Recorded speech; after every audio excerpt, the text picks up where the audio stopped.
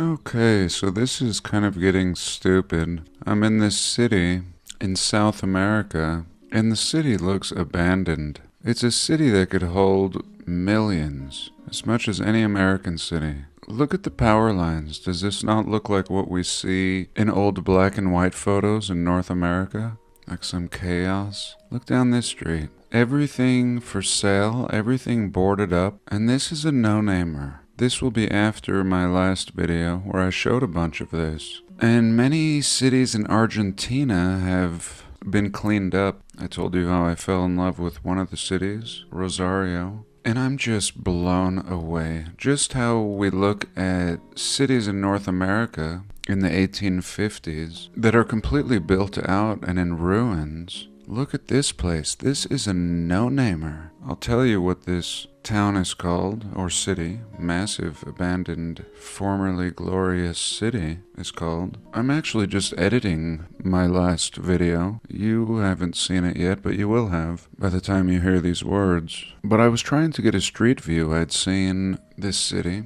which is actually in Paraguay. Paraguay, the nation, the country of Paraguay. Just totally behind, so behind. The cars should give you a feel. Here we see Google Paraguay or something. Some private service it looked like. But look at this downtown. Look at this skyscraper, both of these. Totally in ruins. For how long? For how long all of this? I mean, at best somebody has come in and boarded things up to prepare for the unveiling of this city. It's so not ready that we're not allowed to go down these side streets. You can see they won't let me. We can go down this one. So here we go. Brick revealed, just absolute crumbling. And I hope I show you the strange footage. Also, a reminder to myself that someone shared with me. Come on, does this make sense here? Look at this. So for this week, I thank you for being here. I love you all. God bless and welcome.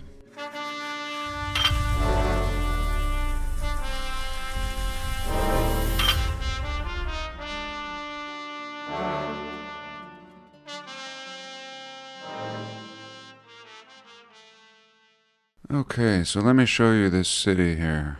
Really strange. Like I said, I shouldn't even be making this video right now. I mean, I'm doing something else, that's all. And this is pure inspiration. In that last video, I showed you what I called Starfort ruins here. This was up on a hill, and they've paved right over it, scraped everything clean, a lot of scraping. And it's kind of a strange government here in Paraguay. Argentina, already on the other side of the river here, really having their shit together by now. But over here in Paraguay, and this city is called, honestly I don't know what it's called, San Lorenzo perhaps? Maybe that's over here. It looks like just a whole bunch of cities, like some mega metropolis out in the jungle. San Lorenzo, we're gonna call it, or Asuncion. But as you can see, it's a whole bunch of cities, just unbelievable. And let me do a street view to show you. So we can't really see very much. They're just starting to scratch the surface, probably when they've been sufficiently cleaned up. But this is looking really downtowny here. Here we see a cathedral street. That's where we just were. And again, if you drop the man, they only give you this. Pretty good. Pretty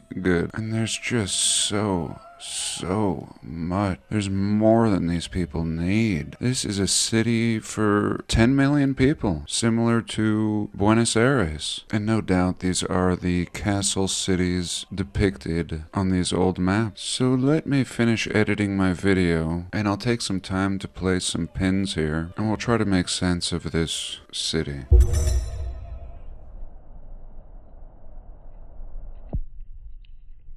I always admired Buddhists, or anyone living in a kind of retreat. I feel like in the West, people living a life doesn't involve work are considered lazy. And have you done enough? Have I done enough? I ask myself this. In India, when a man reaches a certain age, it's acceptable to just leave his family and embark on his spiritual life, having performed his social and family duties. And this may be around the age of 30 30 or 40. I guess I'm going to start off with this man here, since this man is here on my screen. Maxwell Chikumbutsu. And you can see here, why is the world ignoring Maxwell? What did Maxwell invent? What did he invent in Africa? I think I've told you I'm technically part African. My father was born in Algeria, town on the southern Mediterranean, and it was a nice town until some war. It was originally owned,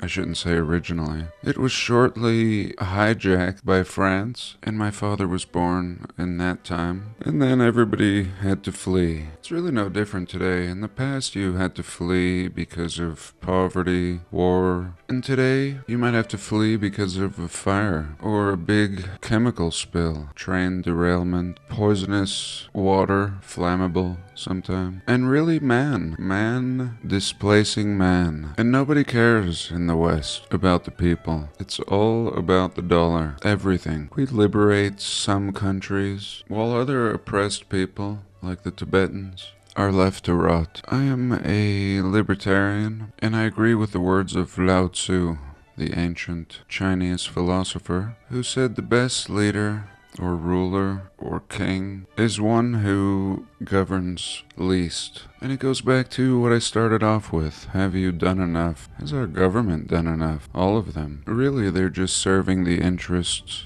of those who line their pockets at this point, and those who continue to add to their excessive purse or stockpile are sick people. Again, Lao Tzu, know what is enough, and you'll always have enough. And there is enough. They want us to live in fear and a mentality of scarcity. But the truth is there's abundance. There's abundance if people would just get out of the way. This man, Maxwell from Africa, has invented a new vehicle that runs off of nothing. And is it really nothing? No, of course it's something. But it's something that is dismissed. Something that exists everywhere in abundance. It may be said it's the source of everything. And he could run a house, a car, anything off of this little box. Essentially, he's running it off of ether. And they call this a lot of different things. I don't think you can get a patent for something that runs off of ether. It's just wording. It's not recognized as a source, even though it used to be on the periodic table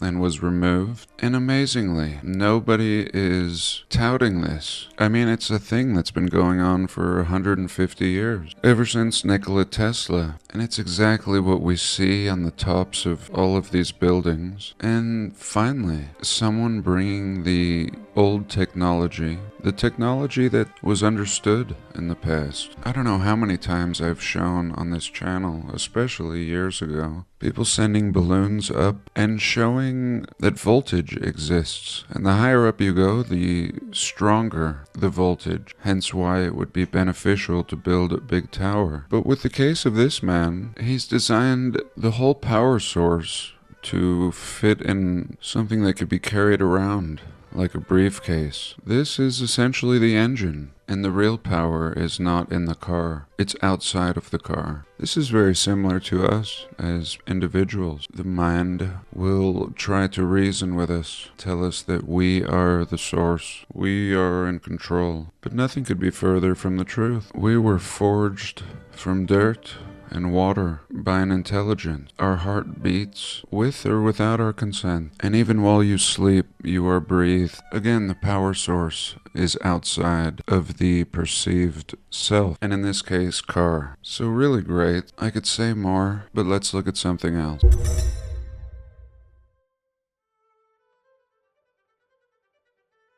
Next, I want to talk about the fly that keeps buzzing in my ear, right in the ear, as if it wants to fly in my brain. I suppose I'll let it. So this next part pertains to the native people of Patagonia in South America, in the Terra del Fuego region, the land of fire. I've touched on it in the last 3 videos, and I want to discuss them. First, I want to quickly discuss the Ainu people. The Ainu are the original inhabitants of Japan, and now they have commingled and interbred the modern Japanese people, but originally they were a Caucasian, bearded people with totally different customs and traditions than the modern Japanese. And these people have completely been swept under the rug. Right up until recent times. I've been talking about them on my channel since the beginning, but here we can see it was only 4 years ago that Japan passed laws to officially recognize them as an indigenous tribe, and this article is written in 2023. Here we can see an old photo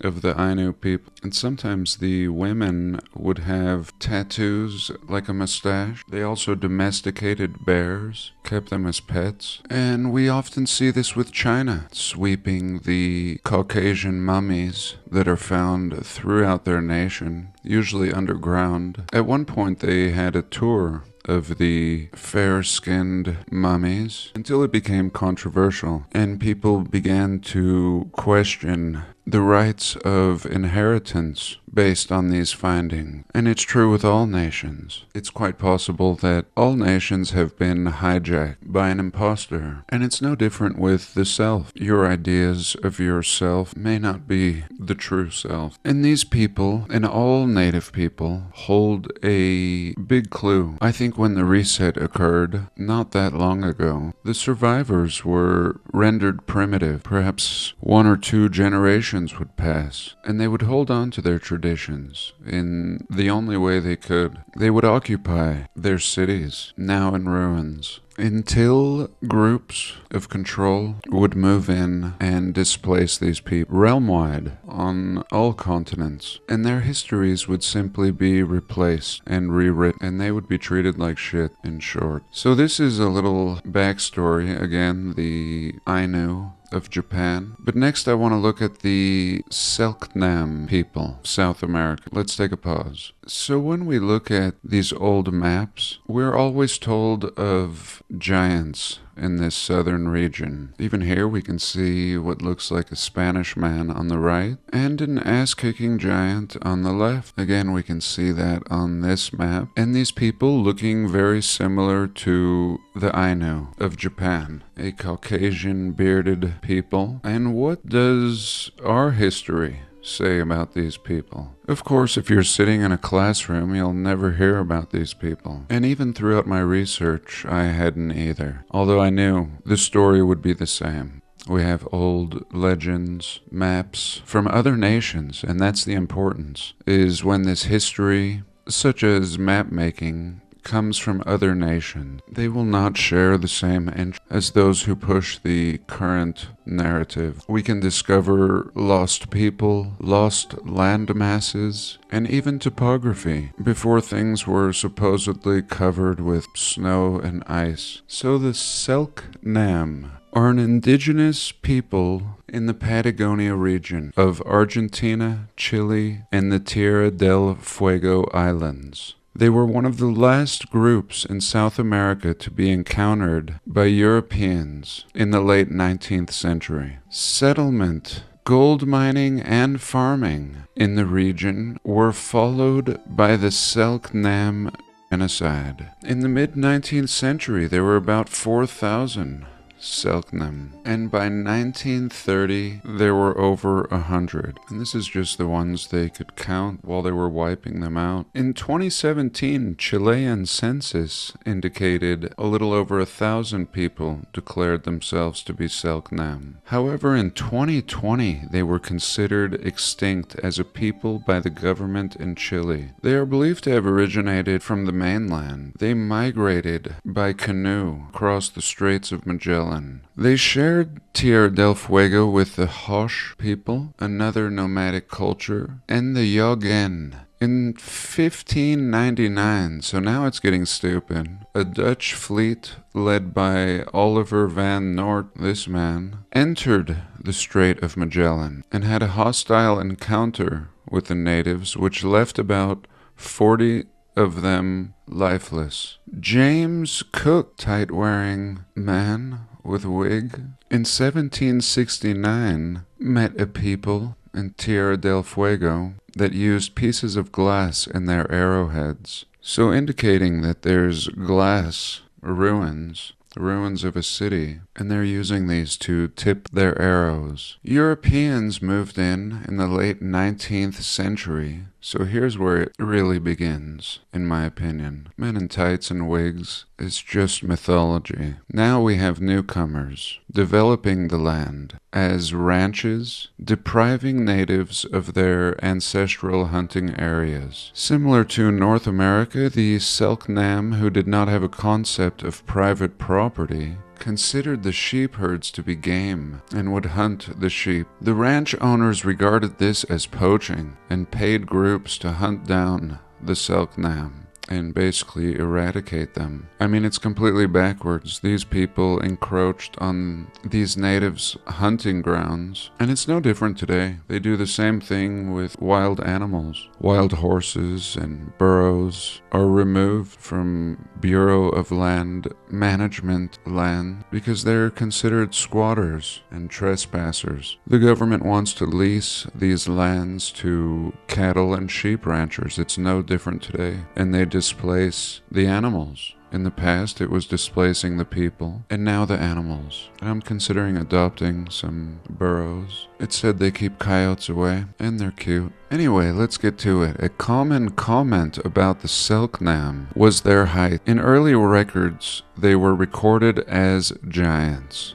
Again, I'm reading from this mainstream site, and the truth is everywhere, like I always say. Just nobody's gonna put the pieces together for us. Their average height was 6 foot and sometimes 6.5 foot tall. That was the average. And this is our history in every nation. People rolling in and displacing a people in order to mine gold, and really I think it was just pillaging of cities. Native people had always gathered gold and had a stash, really had no need for it. Here we're told in 1879 the presence of significant gold deposits in Tierra del Fuego were reported. Like a San Francisco gold rush here, in the most difficult place to reach in this time period, tip of South America. There is some good news. These people have finally been given recognition and essentially the rights to live. And in 2010, the census revealed about 3,000 people recognizing themselves as Selknam. And speaking of Amazon women, let me just flash a picture of Jeff Bezos' wife, and let's take a quick pause. How could I not talk about giants of South America and leave out the work of Gladys Cordova? Gladys has hundreds of videos that she filmed on a mountain in Peru, and she shows these giants walking on a mountain. And it's one of my favorite videos. And these giants, not just this one, but many that have been filmed in South America, are not just in the 6.5 or 7 foot range. They're in the 12 to 15 foot range. All throughout history, we have bones that have been discovered and then ushered away, hidden from the public, denied existence. We have photos, of course, of people that fit this bill, and just the way that this guy moved tells me that these people are still persecuted. But the way that he's dressed is not something primitive. This shows a people with a culture. And I think these people have a type of cloaking technology, and this man's cloaking technology is not functioning. It flickers in and out. But he has comrades around here whose technology is working perfectly, and you can just see little strobes of light. You can even see him talking to a little strobe of light here on this ledge that looks like an old road. And Gladys even sees it.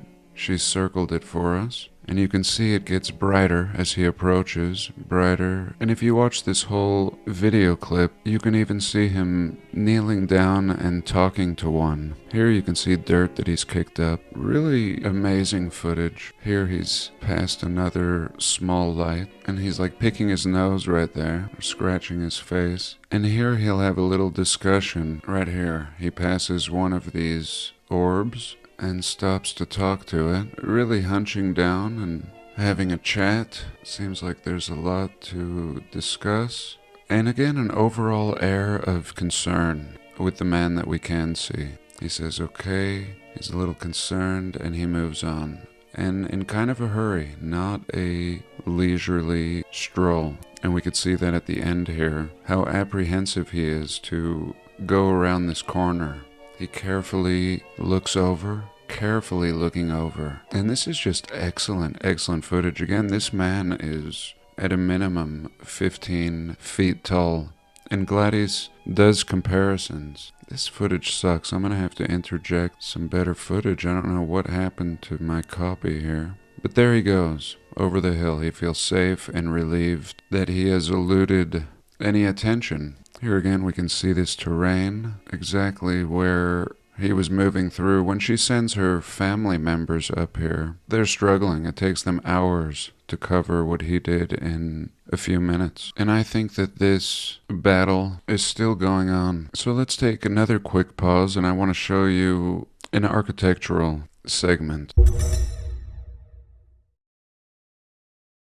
Okay, so I discovered this in my last video, but didn't really show you or get to say anything about it. There's just so much to cover. Here we can see Buenos Aires in South America. If you recall in that video, we went up this river and we found this little city, little town called San Nicolas. And I've yet to come through this whole city, but at a quick glance I found this. Boom. And I'm always looking for like a capitol building, a courthouse, something with dome, some towers, columns. And I always find these sites by first looking for the beautiful gardens. We see the beautiful gardens, and then we zoom in and we have this amazing domed capitol style building. And this is gold.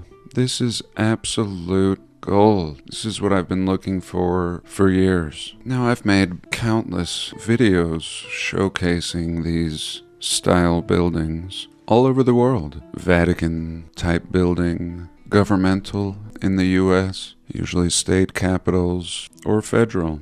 And I've long stated on this channel that I believe these are inherited structures and have been repurposed. There's no way they could or would be built in this time period by our founding fathers. And I thought, God, if it's true, surely some underdeveloped country, or supposedly underdeveloped in modern times, would have such buildings sitting there preserved in brick. Yes, in brick, because the whole realm was built in brick. And it wasn't until recently, until some past reset, realistically 2 resets ago, where these buildings were refacaded, turned white, covering their original brick. And in short, this one has not been doctored up, and this one is not a government building. Again, this is in Argentina, and this is a no-name town. No-namer in the bush. And here we go. Let's drop the man, and boom. Capitol building, kind of in ruins. They don't want to let us get any closer. But here she is. Like I said, something I've been looking for quite a while. Looks like there is some scaffolding here. It'll be interesting to keep an eye on this one. See what they ultimately do with it. The tech is just unbelievable on this thing. And presently a church, it looks like. There we go. No shits given. Just put a little cross up there. And you see, we don't have a lot of the Romanesque elements that we see usually attributed with buildings like this. Truth is, it's all brick and concrete. Pretty unbelievable find here. And what is this called? Many of you will have experienced this. When you're researching on this site, you will get kicked into oblivion over and over. This was called the Santuario Maria del Rosario de San Nicolas. There you go. Where are you going today, church? And what else has been scraped from here? I mean, this is just what they decided to keep. And here's a picture. Great picture. And what do you see? Already it has been refaced in this picture. No longer brick revealed, starting to look more like a modern Capitol building. And look at the city. The city is pretty unbelievable. Let's copy this and punch it in to the search. Here we go. You can see how they're already done covering up this brick. Here's an old picture before they did this. And we can see the dome and this super tech up here. And let's just get a build date real quick if we could get anything. Again, history is being written and essentially worked on as we speak. And here in the Wikipedia we see the city is located 240 kilometers from Buenos Aires. Much further than I thought it was. Okay, I'm just not sure. When I punch it into ChatGPT, it tells me it began construction in 1985. They're telling us the interior of the sanctuary was inaugurated in 2014. So just as we saw, it was brick. Now they've covered it with some concrete facing. Really didn't do a very good job. Really didn't do much. And this is the sanctuary. They're telling us it's very recent. I don't know. Let me know what you think. I think I'll end this segment here. So for this week, I thank you for joining me. I love you all. God bless, and I'll see you in the next one.